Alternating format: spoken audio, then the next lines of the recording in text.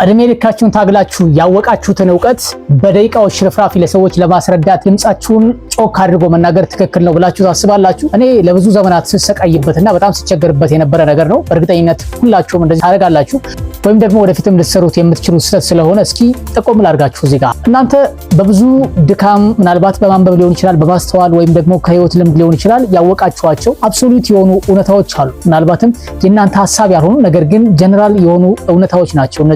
እነዚህን እውነታዎች ሰዎች ስላልተረዱ እናንተ ድምጻችሁን ከፍ አድርጋችሁ ምናልባትም ለራሳችሁ ክብር በመጨነቅ ሰዎችን ጄጅ ማድረጋችሁ ትክክል ነው ብላችሁ ታስባላችሁ። በፍጹም አይደለም። ምክንያቱም ሰዎቹ እነሱ የሚያምኑበትን ሪያሊቲ ለቀው ወደ እናንተ እውነት ከሚመጡ ይልቅ ቢሞቱ ይቀላቸዋል። ስለዚህ ሰዎቹ እናንተን የምር ጠይቀዋችሁ ያ የምታውቁት ነገር ለሰዎች ህይወት እንዲሆን እናንተ ወደ ህይወት ቀይራችሁ ውጤቱን ማሳየት አለባችሁ። ሰዎች ውጤቱን እናንተ ላይ እስከሚያዩ ድረስ በፍጹም የእናንተን ቃላት መስማት አይችሉም።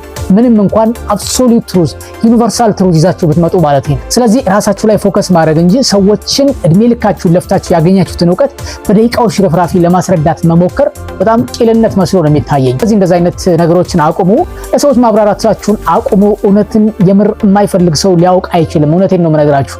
ማንም ሰው ካልፈለገ ማንም ሰው የቅርባችሁ ዘመድ እንኳን ቢሆን እህት፣ ወንድም፣ በጣም የቅርብ ዘመድ እንኳን ቢሆን ካልፈለገ ምንም ነገር ማወቅ ስለማይችል ያወቃችሁትን ሁሉ እናሳውቅ አትበሉ። ሁሌ መካሪዎች አትሆኑ።